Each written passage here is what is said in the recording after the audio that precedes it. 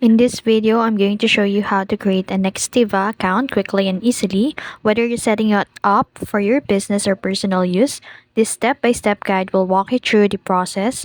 So first, make sure you are on the Nextiva website.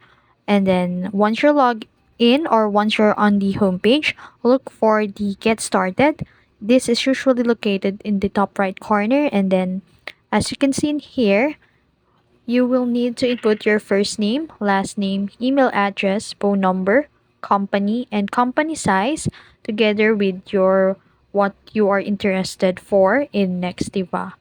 So once you're done, just simply click the continue in order to proceed to the next step. So assumingly we completed this step, you'll be redirected to the payment details. So after entering your business details, it's time to provide your payment information. So as you can see, I can't show you directly the process since I can't redirect to the next page. So you should see there a payment details that you can typically choose between credit card or other accepted methods of payment. So don't worry because Nextiva usually offers a free trial or money back guarantee so you can explore the platform risk free.